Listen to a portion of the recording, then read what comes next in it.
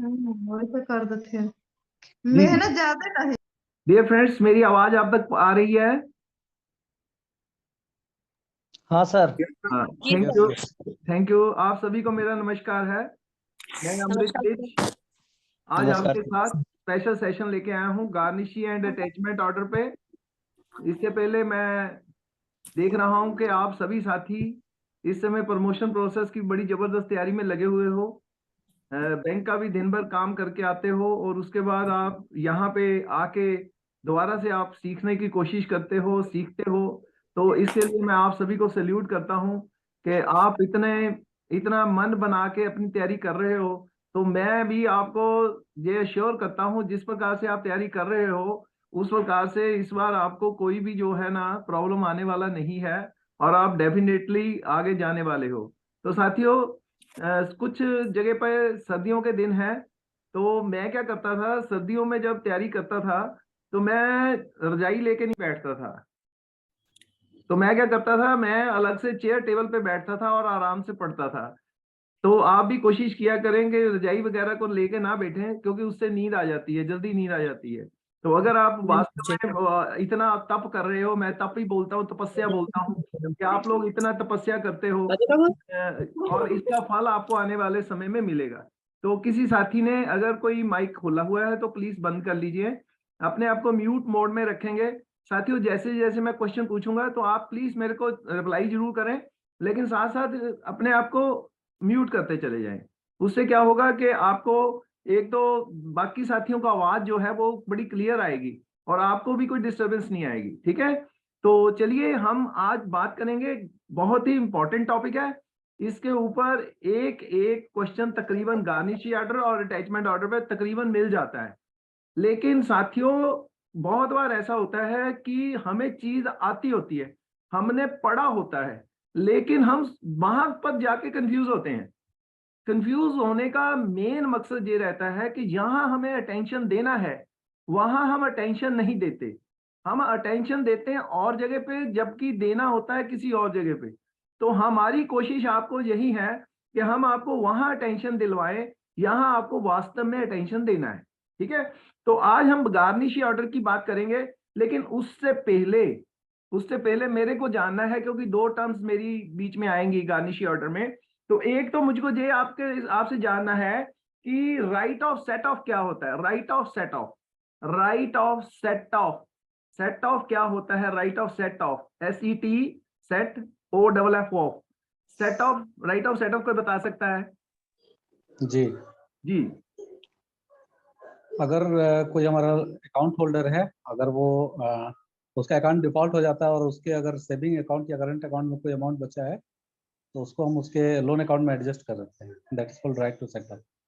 बहुत अच्छे, बहुत अच्छे, बहुत अच्छे शशांक जी, बहुत ही अच्छे, बहुत ही अच्छे, बहुत ही अच्छे तरीके से आपने बताया राइट ऑफ सेट ऑफ। तो और कोई एक साथी बता सकता है कि राइट ऑफ एप्रोप्रिएशन क्या होता है? Same amount with same amount with same capacity. When one account get NPA and other have a credit balance amount, then recover from that amount तो and difference between, adjusted the amount. Rajeev ji आपने बताया है, बिल्कुल सही है, लेकिन मैं एक चीज जानना चाहता हूँ आप सभी साथियों से, फिर राइट ऑफ सेट ऑफ और राइट ऑफ एप्रोप्रिएशन में क्या डिफरेंस कोई है? कोई is there any difference? Right of appropriation sir वो CCOD अकाउंट में लगता है सर। बहुत अच्छे राजीव नारायण जी, बहुत अच्छे। और राइट ऑफ एप्रोप्रिएशन? राजीव जी इसको भी क्लियर करिए, right of appropriation. CCOD account में लगता है सर।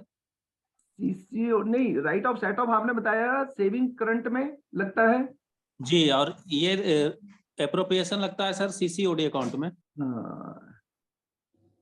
नहीं तो सीसीओडी में राइट ऑफ एप्रोप्रिएशन कैसे आएगा? क्लेटन और कोई साथी रूल बताना के आधार चाहता पे है? लगता है सर। क्लेटन रूल के आधार पे लगता है सर। क्लेटन रूल के आधार पे लगता है। यस, बिल्कुल सही है। देखिए मेरे माय डियर फ्रेंड्स, जो राइट ऑफ सेट ऑफ है, जैसे मेरे दोस्त शशांक जी ने बताया, और राजीव जी ने भी बताया कि सेविंग का और जो करंट, मतलब आप कहते हो डिमांड डिपॉजिट, यहाँ पे डिमांड डिपॉजिट है, वहां पे हम क्या करते हैं, राइट ऑफ सेट ऑफ करते हैं। तो क्या राइट जो टाइम डिपॉजिट है उसके ऊपर भी राइट ऑफ सेट ऑफ होता है?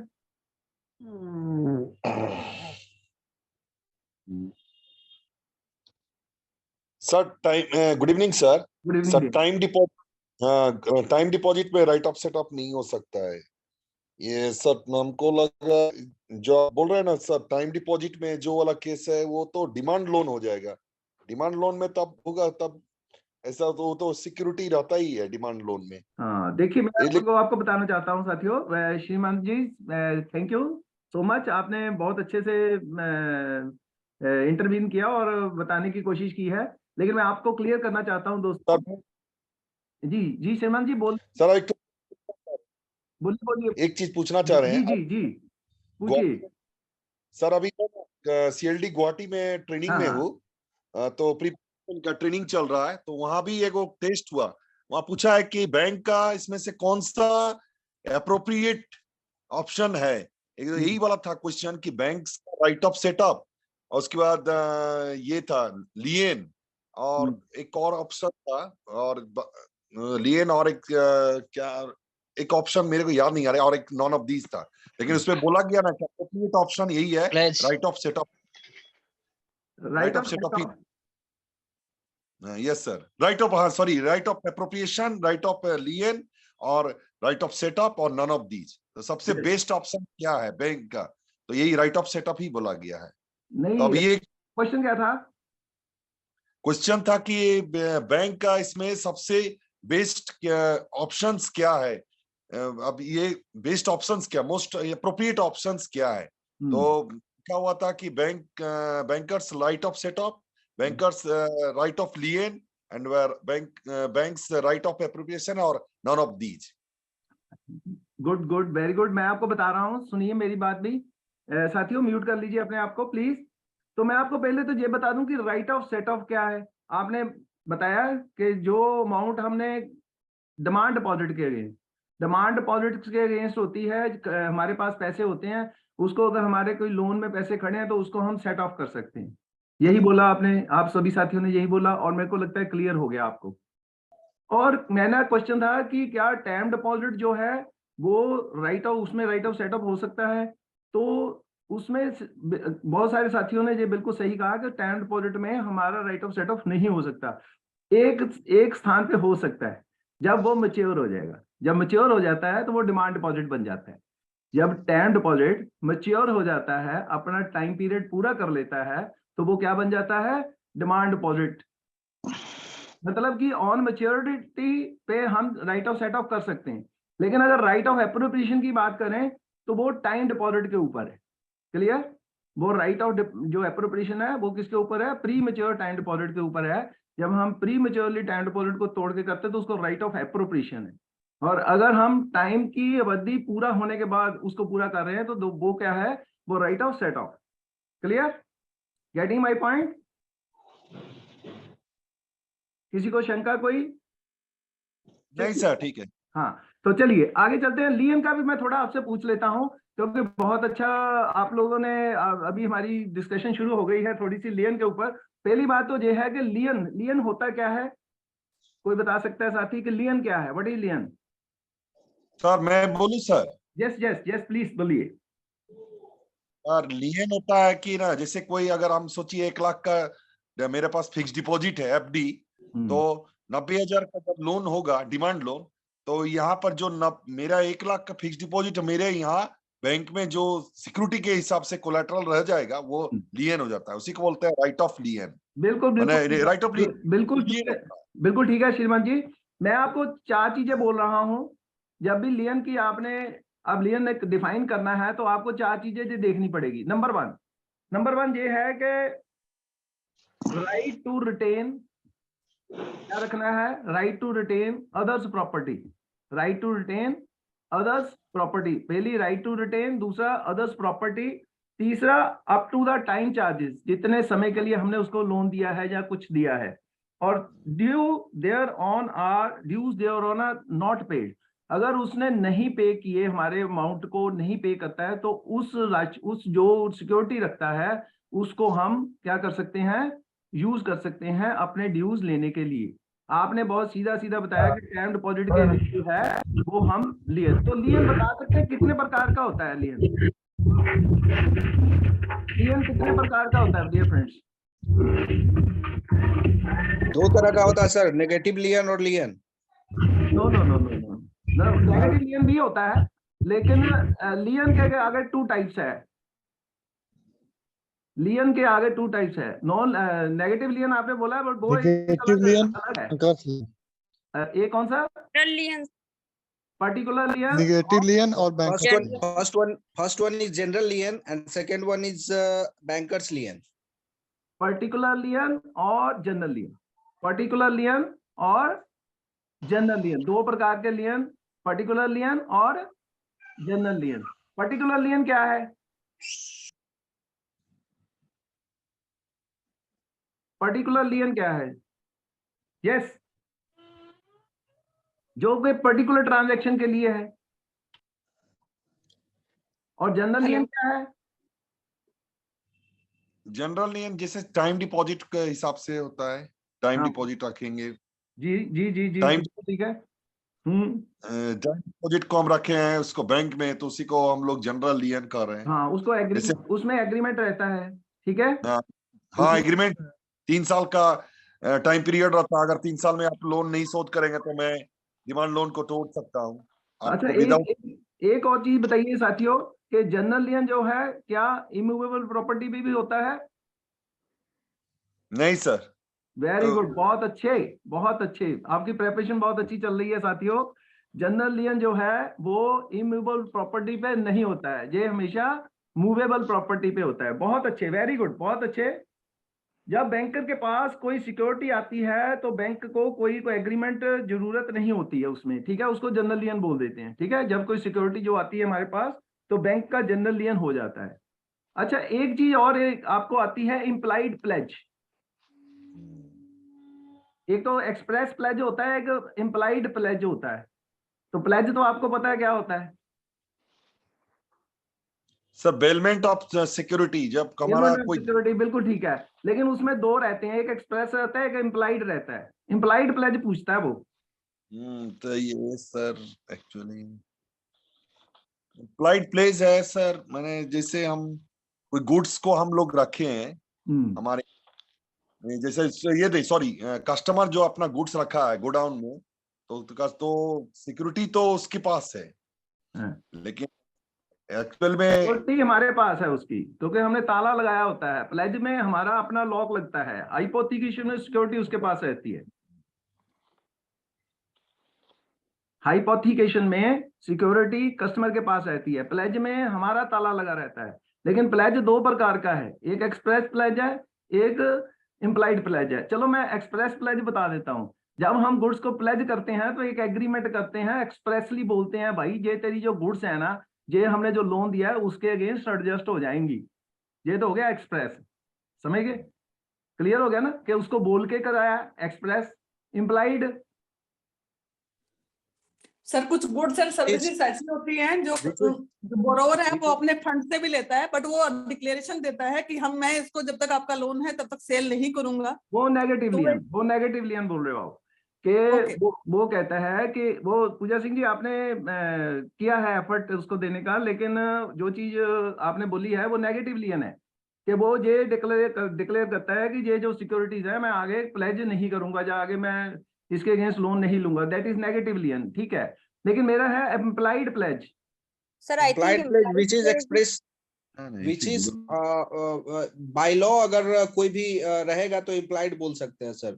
नहीं सर, वो सामान को अपने पास रखने के साथ By साथ law, उसको बेचने का भी अधिकार रखता which है। is defined in Indian Contract Act, that is called implied.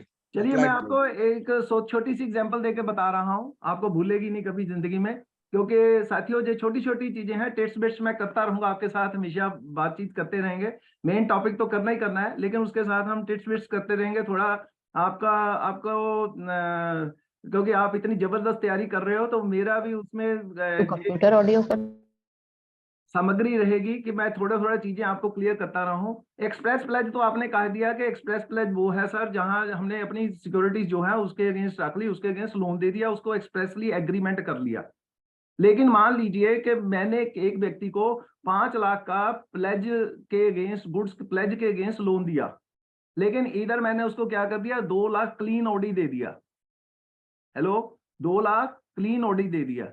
अब वो जो पैसा अगर वो मेरे को 2 लाख क्लीन ओडी नहीं देता है, तो मैं उसकी जो गुड्स है उसको सेल करके अपना 2 लाख रुपया जो रिकवर करता हूं उसको इम्प्लाइड प्लेज बोलते हैं। क्लियर? कि उसको बोलेंगे कि इम्प्लाइड है कि भाई अगर वो उधर से नहीं देगा तो हम इधर से अपने पैसे रिकवर कर लेंगे। क्लियर? एक्सप्रेस तो बाय लॉ बोल सकते हैं ना sir implied pledge? Yes yes yes, मतलब कि इम्प्लाइड प्लेज है ये बैंक, मतलब कि अल्टीमेट डिफाइन है। कोई लीगली वो रिकवर कर सकता है। हाँ, लीगली बैंक रिकवर कर सकता है, इम्प्लाइड प्लेज है। ठीक है, गुड। तो साथियों अभी हम चल रहे हैं अपने मेन पॉइंट पे आ जाएं कि गार्निशी ऑर्डर के ऊपर। तो बहुत ही मजा आया, आप सभी साथी इतनी जबरदस्त तैयारी कर रहे हो कि एक क्वेश्चन आता है तो सभी साथी उसमें अपना रोल अदा करते हैं। तो मैं रियली में बहुत खुश होता हूं कि आप लोग वास्तव में बहुत तैयारी कर रहे हो। मैं एक कोशिश करूंगा, एक टिप्स बिट्स के ऊपर एक लेक्चर लेके आऊंगा आपके साथ, जिसमें हम सिर्फ यही छोटी छोटी चीजें जो हैं वो डिस्कस करेंगे, ताकि आपको ये जो पॉइंट्स हैं, जो छोटे छोटे पॉइंट्स हैं, मतलब कि पूरी तरह से क्लियर हो जाएं, अंदर क्लियर हो जाएं, तो वो कोशिश हमारी रहेगी। तो चलिए साथियों अभी हम शुरू कर रहे हैं गार्निशी ऑर्डर। साथियों गार्निशी ऑर्डर का सबसे पहला जो क्वेश्चन रहता है वो ये रहता है कि ये किस सेक्शन में, मतलब कि मतलब कौन से ऑर्डर के अंडर जो है ये कवर होता है। सबसे पहला क्वेश्चन तो ये रहता है, ये मोस्ट ऑफ द टाइम आता है, लेकिन वहां पे हमारी कंफ्यूजन रह जाती है। तो ये याद कर लीजिए, order 21 rule 46, order 21 rule 46 of code of civil procedure CPC 1908, CPC 1908 के अंदर गार्निशी ऑर्डर को डिफाइन किया गया है। ऑर्डर 21 रूल 46 ये क्वेश्चन तकरीबन आपको आता है। अब बात ये आती है भाई garnishee order, garnishee order, garnishee order होता क्या है। सो साथियों सबसे पहले तो आप समझिए कि गार्निशी ऑर्डर है क्या।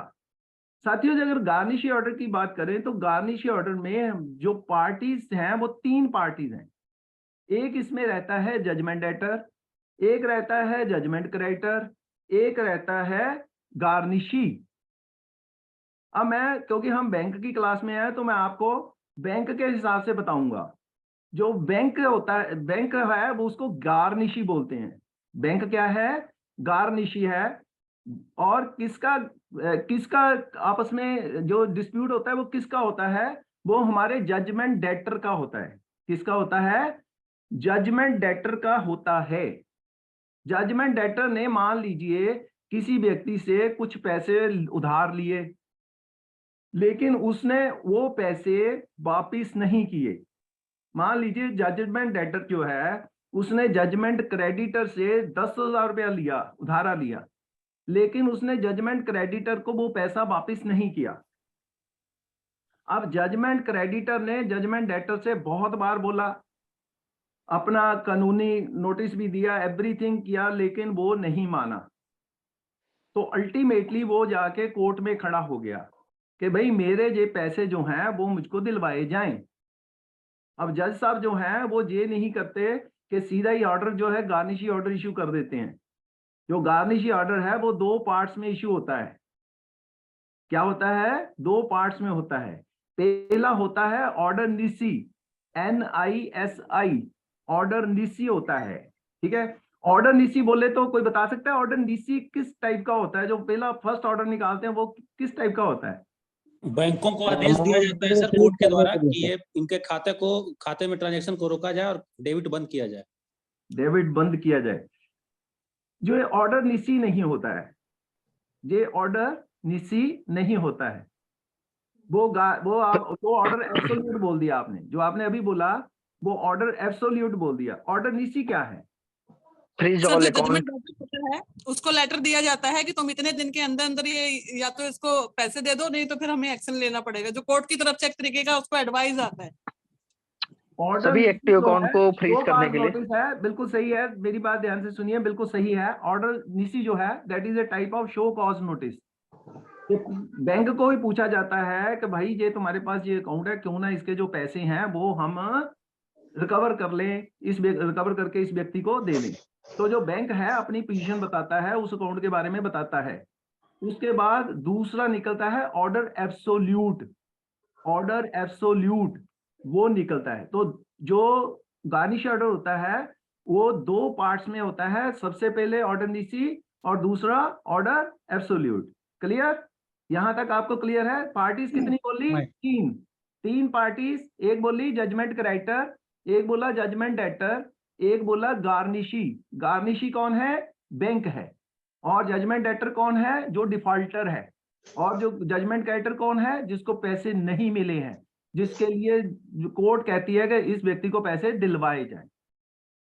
अब आप कहेंगे कि सर गार्निशी ऑर्डर आ गया तो इसमें बैंक को क्यों बीच में इन्वॉल्व किया हुआ है? तो बैंक को इसलिए इन्वॉल्व किया है क्योंकि जेडी का जो जजमेंट डेटर है उसका खाता हमारे पास, उसने वो सारा जो माल है, जो अपना सारा पैसा है उस अकाउंट में रखा है, और उसकी जो उसके कर्णधार हैं वो हम हैं। इसलिए जो कोर्ट है वो सीधा हमें ऑर्डर कर देती है कि भाई ये किसी की बात नहीं सुन रहा, आप इसके अकाउंट से पैसे डेबिट करके और हमारे को जमा करा दो ताकि हम पर्टिकुलर पार्टी को वापस कर सकें। क्लियर? ये हमारा ये रोल रहता है। अब इसको इम्प्लीमेंट करते वक्त हमें किसी साथी ने माइक खोल रखा है, प्लीज अगर बाकी बंद कर लोगे तो अच्छा रहेगा। हाँ, थैंक यू। तो मैं आपसे भी क्वेश्चन पूछता रहूंगा साथ में, लेकिन प्लीज अब माइक जरूर बंद करें साथ साथ, है ना? माइक म्यूट लेवल पे रहेगा तो अच्छा रहेगा। तो मैं आपको बोल रहा था कि हमें जब गार्निशी ऑर्डर आया तो हमें किन किन चीजों का ध्यान रखना है, वो हमें सबसे इंपॉर्टेंट है। कहाँ पे गार्निशी ऑर्डर जो है नहीं लगना है और कहाँ लगना है, इसकी जो नॉलेज है वो हमें होनी जरूरी। चलिए दूसरा हम पढ़ते हैं। If a debtor fails to pay debit to the creditor, debit to his debt to his creditor, the creditor may apply to the court for issuing a garnishee order on the banker of on his debtor. मैंने यही बताया कि जब judgement creditor को पैसा नहीं मिलेगा तो वो जाके कोर्ट में खड़ा हो जाएगा, बोलेगा कि मेरे को पैसे दिलवाओ। Obligation of a banker to honor the customer's check is extinguished on receipt of a garnish order. हमारा काम क्या है? हमने किसकी पालना करनी होती है? किसके ऑर्डर उठाने होते हैं? कोई बता सकता है हमने किसके ऑर्डर उठाने होते हैं? कोर्ट के नहीं, हमने किसके ऑर्डर, वैसे हमारे हम किसके ऑर्डर उठाते हैं? कोर्ट के, कस्टमर के। हाँ, हम अपने कस्टमर के ऑर्डर उठाते हैं ना। कस्टमर कहता है चेक इशू कर देता तो उसकी पेमेंट करते हैं, यही करते हैं ना। तो जैसे ही कोर्ट के ऑर्डर आ जाएंगे तो जो कस्टमर का राइट है उस पे खत्म हो जाएगा, जितनी अमाउंट तक उन्होंने गार्निशी ऑर्डर कहा है। क्लियर? कि उसके जो राइट्स हैं वो एक्सटिंग्विश हो जाएंगे, खत्म हो जाएंगे जब हमारे पास कोर्ट का ऑर्डर आ जाएगा, गार्निशी ऑर्डर आ जाएगा। क्लियर? ये बताया गया। Account of a customer becomes suspended, उसमें हम क्या करते हैं, उसके जो अकाउंट है वो सस्पेंड कर देते हैं टाइम।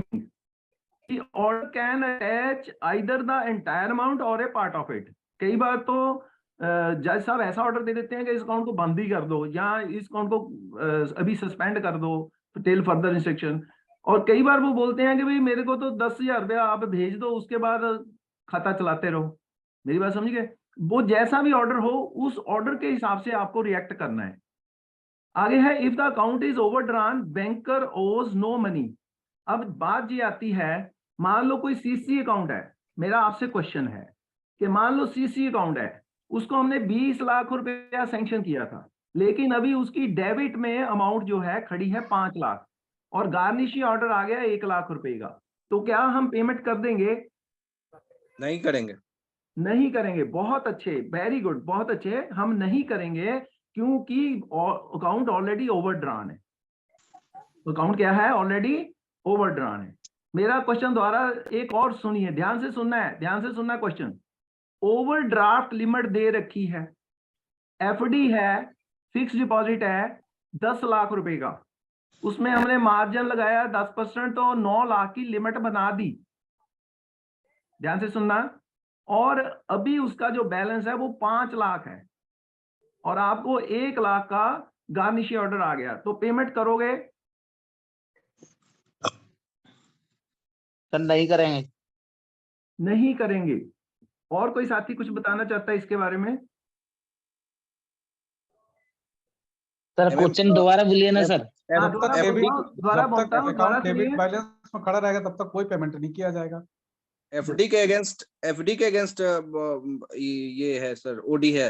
यस, एफडी के अगेंस्ट, एफडी 10 लाख की है हमारे पास, उसके अगेंस्ट हमने 10% मार्जिन लेके 9 लाख की लिमिट बना दी उसको, लेकिन अभी डेबिट बैलेंस 5 लाख है और आज 1 लाख का गार्निशी ऑर्डर आ गया, तो क्या पेमेंट करेंगे? नहीं करेंगे? क्या करेंगे? नहीं लगेगा सर, कर देंगे सर, कर देंगे, पेमेंट कर दिया जाएगा। पहले राइट ऑप्शन हो जाएगा सर पेमेंट। मेरे को क्लियर नहीं हुआ, कोई साथी बोले दोबारा। पहले राइट ऑप्शन एफडी को बंद करके, एफडी को बंद करके उसका ओडी अकाउंट बंद करेंगे और जो रेस्ट अमाउंट बचेगा वो गार्निशी ऑर्डर जो होगा उसमें ट्रांसफर कर देंगे। बहुत अच्छे, वेरी गुड, बिल्कुल सही है, बिल्कुल सही जवाब दिया आपने। मेरी बात को ध्यान से सुनिए। सीसी की ओवर लिमिट अलग चीज है, ओवरड्राफ्ट की लिमिट अगर एफडी के अगेंस्ट है, फिक्स डिपॉजिट के अगेंस्ट है, तो आपके पास पैसा है, आपके पास एफडी है। एफडी में आपने 5 लाख अभी दिया है, 5 लाख अभी पड़ा है उसका, या 4 लाख उसका पड़ा है, तो वो आप उसको गार्निशी ऑर्डर में दे सकते हो। क्लियर? और देना है, वो आपका जवाब आएगा कि हाँ, अगर उसकी फिक्स डिपॉजिट के अगेंस्ट है और उसमें अभी पैसा निकल रहा है तो हम उसमें देंगे। बहुत अच्छे, वेरी गुड। इन चीजों को ध्यान से क्लियर करिए, क्योंकि वहां पे हमारे से यही गलती होती है, क्योंकि क्वेश्चन वो जानबूझ के घुमा फिरा के भेजता है, लेकिन होता क्या है कि हमारे को वहां पे आंसर दे नहीं पाते। आगे चलते हैं दोस्तों। Balance in excess of the amount of the order can be paid by the banker. Limit available in OD और CC account can not be attach. ये मैंने बताया है, ओडी अगर हमने जैसे कोई बुक डेट्स के अगेंस्ट दे रखी है, उस केस में अगर टाइम डिपॉजिट के अगेंस्ट है तो उसमें जो नियम बताया है वही लगाना है। ठीक है, आगे चलते हैं। Bankers has right to set off any debt before attachment if it is due. अगर कोई हमारा पैसा हमने अपने बारों से लेना है और इधर गार्निशी ऑर्डर आ गया, तो सबसे पहला काम ये है कि हमने अपने पैसे पूरे करने हैं। हमने मींस बैंक ने पहले अपने जो लोन दिए हुए हैं, कोई उससे ड्यूज लेने हैं, पहले अपने पूरे करेगा, उसके बाद अगर कोई पैसा बच जाएगा तब गार्निशी ऑर्डर को पैसे जाएंगे। ओके, इस बात का ध्यान रखना है। आगे चलते हैं दोस्तों। In case of joint account, मान लीजिए ज्वाइंट अकाउंट है, ठीक है, joint account, such account can not be attached if only one is judgment debtor. मान लीजिए जजमेंट, देखिए जो मैं अभी बात कर रहा हूं वो गार्निशी ऑर्डर के बारे में बात कर रहा हूं। मान लीजिए, ध्यान से सुनिए मेरी बात को, मान लीजिए एक अकाउंट है ज्वाइंट अकाउंट ए और बी का, लेकिन जजमेंट डेटर जो आ गया है, जो गार्निशी ऑर्डर आ गया है, वो ए के नाम का, अकेला के ए के नाम का आया है, लेकिन ए के अकाउंट में बैलेंस नहीं है, लेकिन उसका ए और बी का जो खाता है उसमें पैसा 1 लाख रुपया पड़ा है। तो क्या हम ए और बी का जो ज्वाइंट अकाउंट है उसको अटैच कर सकते हैं? नहीं कर सकते सर, नहीं कर सकते, क्योंकि सेम ऑर्डर सेम कैपेसिटी, ठीक है, कि और जो अकाउंट है वो सेम कैपेसिटी में होना चाहिए, तब आप उसमें से रिकवर कर सकते हो, अदरवाइज नहीं कर सकते। बिल्कुल सही जवाब दिया आपने कि अगर गार्निशी ऑर्डर ए के नाम का आया है और ए और बी का अकाउंट है तो हम उसमें से रिकवर नहीं कर सकते। बहुत अच्छे। और इन केस ऑफ पार्टनरशिप, अगर उसमें अगर joint account farmer and survivor के नाम से है तब तो कर ही सकते हैं। नहीं, ऐसा भी नहीं है। ज्वाइंट अकाउंट सेम नेचर का होना चाहिए, उसका पहला है कि सेम कैपेसिटी में होना चाहिए। क्लियर? अगर ये कहने का मतलब आइदर और सर्वाइवर है, कैपेसिटी में होना चाहिए। पार्डन? आइदर और सर्वाइवर है तो नहीं करेंगे, ज्वाइंटली है तो नहीं करेंगे, फॉर्मर एंड सर्वाइवर है तब तो कर ही सकते हैं। नहीं, जो अगर ए के नाम से आया, A is a first holder, A is a first account holder and B is second, और ए और ऑपरेशन है फॉर्मर एंड सर्वाइवर। उसमें हमें ये नहीं देखना है, हमें सेम कैपेसिटी देखनी है। सेम कैपेसिटी उसका जो सेट ऑफ का जो हमारा तरीका है, उसमें यही मेन चीज जो है हमारी, वो यही कहता है कि जो same order same capacity. So what is the meaning of same capacity? Same capacity मतलब कि जैसे एक आए एक अकाउंट से कर सकते हो। अब जैसे पार्टनरशिप का, एक मिनट, पार्टनरशिप वाला समझोगे तो आपको जो ज्वाइंट अकाउंट समझ आएगा। पार्टनरशिप वाले में क्या बोलता है, if the firm is judgment debtor both the firm as well as their personal account. मान लो फर्म के नाम का गार्निशी ऑर्डर आ गया, तो हम फर्म से तो पैसे ले ही सकते हैं, इवन पार्टनर से भी ले सकते हैं। यहां पे ऐसा क्यों है? मान लो फर्म के नाम से आ गया तो हम उसके पार्टनर से ले सकते हैं, क्योंकि पार्टनर्स ज्वाइंटली और सेवरली रिस्पॉन्सिबल होते हैं। क्लियर हो रही मेरी बात? कि अगर हमारे पास गार्निशी ऑर्डर पार्टनरशिप फर्म के नाम का आ गया, देखिए वहां पे यही कंफ्यूजन होती है। जो चीजें मैं आपको बता रहा हूं ना, वहां पे हम यही गलतियां करते हैं। अगर वही गलतियां रिपीट करते रहोगे तो वहां पे हमारे को गलती लग जाएगी।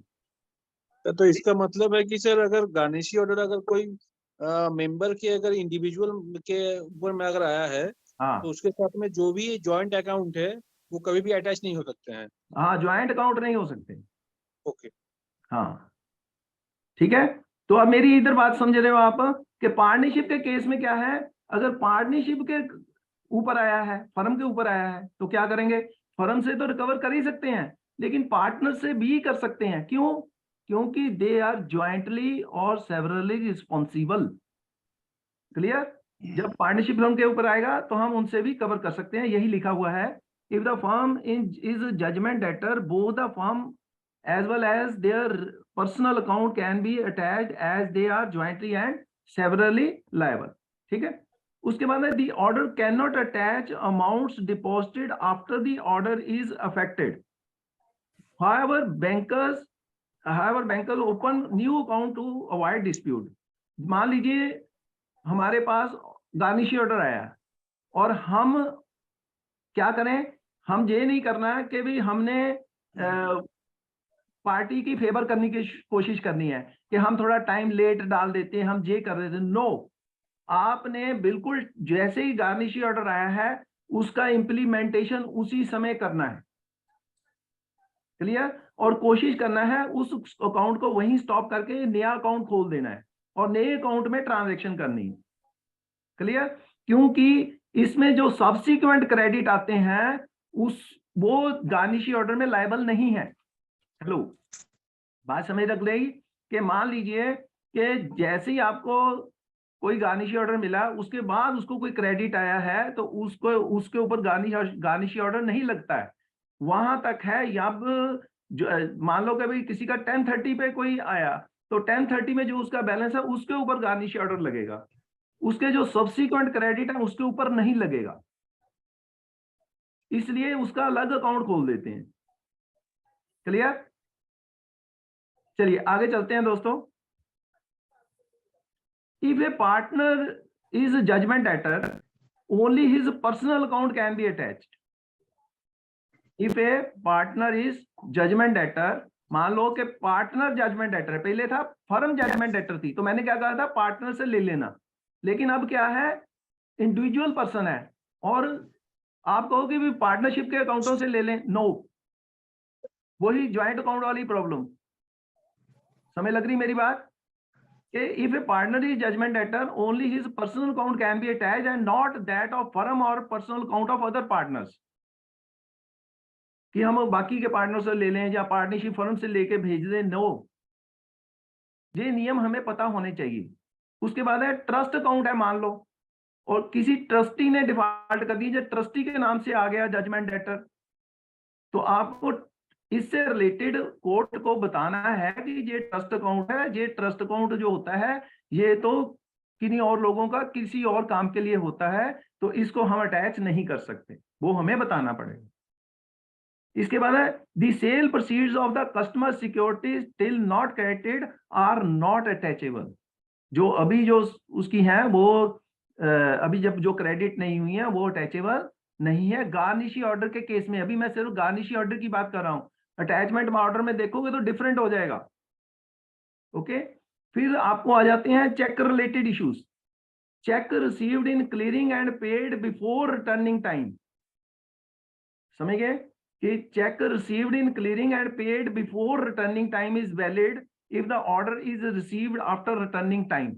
मान लीजिए कि आपको पता है क्लियरिंग हाउस 2 टाइम पे लगता है, एक तो सुबह 11:30 के करीब लगता है और एक शाम को 3 बजे के करीब लगता है।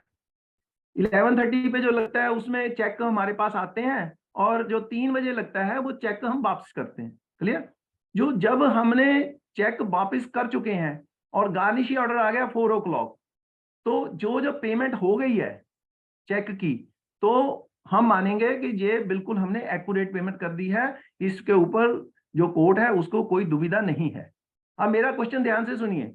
मान लीजिए आपका रिटर्निंग टाइम 3 बजे का है और आपने चेक डेबिट कर दिया है। ध्यान से सुनिए, चेक डेबिट कर दिया और 2:30 बजे 2:30 पे आपके पास गार्निशी ऑर्डर आ गया, तो फिर एप्लीकेबल होगा या नहीं होगा? होगा सर। होगा। होगा वेरी सर। गुड, बहुत अच्छे, शाबाश। तो अगर रिटर्निंग टाइम से पहले आ गया तो होगा, और अगर रिटर्निंग टाइम के बाद आता है तो फिर बैंक रिस्पॉन्सिबल उसमें नहीं है। ठीक है। अच्छा, एक और क्वेश्चन कि मान लीजिए आपके पास कोई व्यक्ति उसी अकाउंट में से कैश पेमेंट लेने आया, चेक डेबिट कर दिया, व्यक्ति काउंटर पे खड़ा है और हेड कैशियर जो है वो उसको पेमेंट देने वाला है, अभी दी नहीं है, तो गार्निश ऑर्डर आ गया, तो पेमेंट उस व्यक्ति को कर देंगे या नहीं करेंगे? नहीं करेंगे सर, नहीं करेंगे। बहुत अच्छे, वेरी गुड। तो उस व्यक्ति को पेमेंट हम नहीं करेंगे। बिल्कुल सही है कि अगर गार्निशी ऑर्डर पेमेंट करने से पहले आ जाता है तो हम अपनी एंट्री रिवर्स कर लेंगे और गार्निशी ऑर्डर उसके ऊपर लगेगा। अगर हमने पेमेंट कर दी, वो चला गया, उसके बाद कुछ हुआ, तो फिर उसके लिए देखिए हमारे को वहां पे प्रैक्टिकलिटी में नहीं जाना, थ्योरेटिकलिटी में जाना है। थ्योरेटिकली जो उसका रिप्लाई है उसमें जाना है। क्लियर? प्रैक्टिकली आपको लगेगा कि भाई हम सारा कोशिश करेंगे कि उसका पैसा उस व्यक्ति को चला जाए, ऐसा कर दे वैसे कर दे। आप प्रैक्टिकल क्या करते हो, वहां प्रैक्टिकल नहीं देखना है, या वहां पे आपको अगर थ्योरी के हिसाब से आंसर दोगे तभी आपका ठीक होगा। क्लियर? आगे चलते हैं। Order is not applicable to check DD bills under collection at the time of order, but once it is collected and credited to the account, the order is applicable. ठीक है? अगर वो कलेक्शन के लिए हमने चेक भेजे थे, वो उसका पेमेंट आ गया है, अगर अभी तक क्रेडिट नहीं किए तो फिर तो लागू नहीं होगा। अगर उसको क्रेडिट कर देते हैं तो फिर उसके ऊपर लागू हो जाएगा। The order is not applicable on payments already made by the bank. Checks passed for payment but not paid is to be stopped. ये मैंने आपको अभी बोल दिया कि चेक्स पास कर दिया लेकिन पेमेंट नहीं करी तो फिर हमें स्टॉप कर देना है। चलिए आगे चलते हैं। अब आगे बात साथियों अटैचमेंट ऑर्डर। अब अटैचमेंट ऑर्डर कोई बता सकता क्या होता है, ये क्या बला है अटैचमेंट ऑर्डर? ये रेवेन्यू अथॉरिटी की तरफ से आती है सर। बहुत अच्छे, वेरी गुड, बहुत अच्छे, नाइस सर। जैसे इनकम टैक्स डिपार्टमेंट। बहुत अच्छे, बहुत अच्छे। ये रेवेन्यू डिपार्टमेंट की तरफ से आती है। जैसे इनकम टैक्स डिपार्टमेंट, जब जो व्यक्ति है वो टैक्स नहीं भरा, उसने उसकी पेमेंट कोई वहां पे जो है अभी पेंडिंग पड़ी है, तो अटैचमेंट ऑर्डर इनकम टैक्स वाले most of the time income tax वाले ही निकालते हैं, तो इनकम टैक्स वाले अपना अटैचमेंट ऑर्डर निकाल देते हैं। आपको क्वेश्चन आना है कि कौन से सेक्शन के अंडर निकालते हैं। अंडर सेक्शन 226 सब सेक्शन 3, ये याद रखना है। 226 226 sub section 3 of the IT act, ये जरूर रखना है। वहां पे मैंने सीपीसी का बोला, वो क्या करता है, ये नंबर सेम दे देगा लेकिन लिख देगा of the RBI act, of the BR act, ऐसा लिख देगा, और आपने वहां पे चुपके से आंसर लगाना और कहना मेरा क्वेश्चन ठीक हो गया लेकिन वहां गलत हो गया। ठीक है? इसका पूरा आपको याद करना पड़ेगा कि 226 sub section 3 of the income tax act है। ठीक है, इसको ध्यान रखना। उसके बाद क्या है, in case of income tax default the assessee's credit balances in the bank can be attached. ठीक है, अगर कोई डिफॉल्ट करता है तो उसके जो अकाउंट है वो हम अटैच कर सकते हैं, इनकम टैक्स वाले अटैच कर सकते हैं। Balance in joint account is also attachable. वहां पे क्या बताया था कि balance in joint account not attachable, लेकिन यहाँ पे मैं बोल रहा हूँ अटैचेबल है। यहाँ पे बैलेंस अटैचेबल है, ध्यान रखिए इस बात को। ये इनकम टैक्स अटैचमेंट ऑर्डर है तो यहाँ पे अटैच्ड है लेकिन प्रोरेटा बेसिस के ऊपर। मान लीजिए ए का एक खाता है उसमें पैसे नहीं है, लेकिन ए और बी का एक खाता है उसमें 1 लाख रुपया पड़ा है और आपको अटैचमेंट ऑर्डर आ गया है 25,000 का, तो आप ए और बी का प्रोरेटा कितना बनता है? अगर 1 लाख जमा है तो दोनों का कितना कितना हुआ? 50-50, 50-50। तो हमारे को अटैचमेंट ऑर्डर 25 का आया तो हम उसको 25,000 का पेमेंट कर देंगे। क्लियर? तो मतलब कि वहां पे प्रोरेटा बेसिस के ऊपर है। मान लो 3 व्यक्ति होते हैं तो 1/3 होता है। इसको ध्यान रखिए, 50-50 ना याद कर लेना। बहुत बार हम 50-50 याद कर लेते हैं। 3 व्यक्तियों का खाता ज्वाइंट है तो 1/3 हो जाएगा, अगर 4 लोगों का है तो 1/4 हो जाएगा उसका हिस्सा। इस बात को ध्यान रखना, ठीक है। प्रोरेटा का मतलब प्रोपोर्शनेट, जो उसका अनुपात के हिसाब से आएगा, ठीक है। A banker is discharged once the payment is made. Non-compliance will make the bank deemed assessee. अगर मान लीजिए हम कहते हैं कि ये तो आते ही रहते हैं ऑर्डर, हम तो इसको मानते नहीं या इसको हम समझते नहीं या ये तो हमारी नॉलेज में नहीं, तो इसका रिजल्ट ये होएगा कि बैंक जो है डीम्ड एसएससी बन जाएगा। और एसएससी को तो वो कर देंगे कि भाई तू जा, लेकिन हमारे को पकड़ लेंगे भैया तुमने पैसे क्यों नहीं भेजे, ठीक है। तो इस बात का ध्यान रखना है। अभी हमारे पास सिर्फ एक डिस्टिंक्शन के पॉइंट है 3, उसको डिस्कस करेंगे ताकि आपको ये क्लियर हो जाए बिल्कुल कि भी गार्निशी ऑर्डर और इसमें दोनों में डिफरेंस क्या है, ठीक है। तो चलिए हम पहले ये बात करेंगे कि गार्निशी ऑर्डर में कौन सा रूल लगता है। 21 ऑफ सीपीसी 1908, ठीक है, सिविल प्रोसीजर कोड 1908 का लगता है। लेकिन अगर इनकम टैक्स अटैचमेंट ऑर्डर की बात करें तो 226 subsection 3 of income tax act, इसको याद रखना है। दूसरा है applies to the balances in the account at the time of receipt of order, further credits are not covered. मतलब कि इसमें मैंने बताया था गार्निशी में कि सब्सिक्वेंट क्रेडिट्स जो गार्निशी ऑर्डर आने के बाद क्रेडिट होंगे उस पर लागू नहीं होगा, लेकिन अटैचमेंट ऑर्डर उसके ऊपर लागू होगा। जो बाद में भी क्रेडिट आएंगे उसके ऊपर भी लागू होगा, इसको ध्यान रखिए, ठीक है। तीसरा है applicable when relationship is that of debtor and creditor between the banker and customer। जब बैंकर और कस्टमर का रिलेशन डेटर और क्रेडिटर का है तब गार्निशी ऑर्डर एप्लीकेबल है। लेकिन इधर क्या है, applicable when relation is that of debtor and creditor between the bank and the customer at the time of the order of a or future time. अगर फ्यूचर में भी कभी हो जाता है, एट द टाइम नहीं, फ्यूचर में भी कभी उनका डेटर क्रेडिट का रिलेशन हो जाता है तब भी एप्लीकेबल होएगा। और पॉइंट है थोड़े से, when issued in single name, garnishee order में जब एक के नाम इशू होगा, does not apply to joint account, ठीक है। ये मैंने पहले भी बताया, दोबारा क्लियर कर रहा हूं कि अगर एक के नाम पे है तो अगर उधर 2 ज्वाइंट अकाउंट है तो उस पर लागू नहीं होगा, लेकिन अटैचमेंट ऑर्डर में होगा लेकिन प्रोरेटा बेसिस पे। प्रोरेटा बेसिस मैंने बता दिया, प्रोपोर्शनेटली उसको हम ले सकते हैं। When issued in joint names applies in individual accounts of judgment debtor, okay।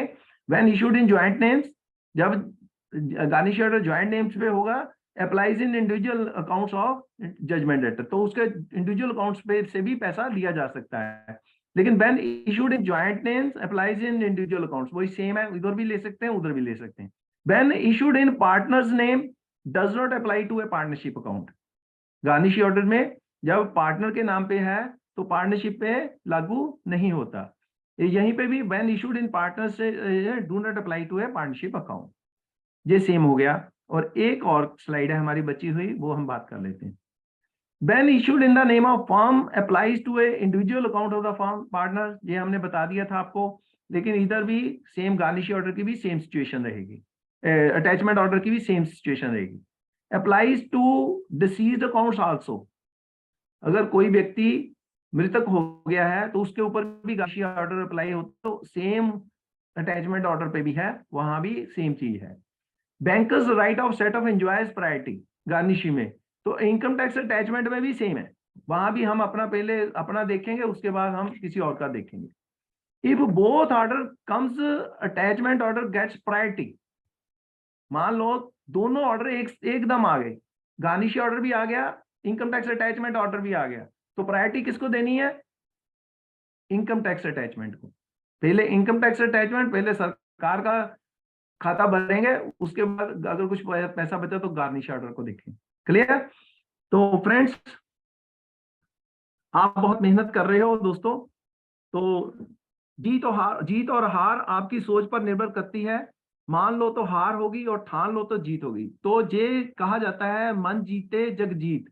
तो साथियों, इस समय आप जो मेहनत कर रहे हो, इस मेहनत को थोड़ा और बढ़ाओ, अपनी तपस्या को और बढ़ाओ, क्योंकि आप रिजल्ट अगर चाहते हो, रिजल्ट ओरिएंटेड बनना चाहते हो, तो अभी थोड़ी सी तपस्या और कर लीजिए तो आपको फल डेफिनेटली मिल जाएगा।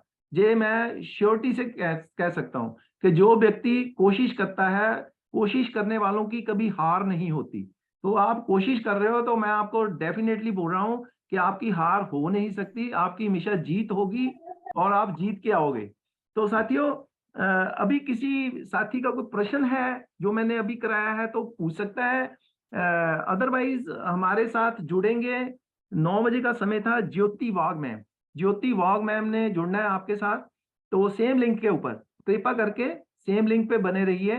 तो किसी का कोई प्रश्न है तो ठीक है, मैं फिर आप सभी से इजाजत लेना चाहूंगा, क्योंकि समय की सीमा भी समाप्त हो गई है और हमारा जो पीपीटी है वो भी जो है वो समाप्त हो चुका है।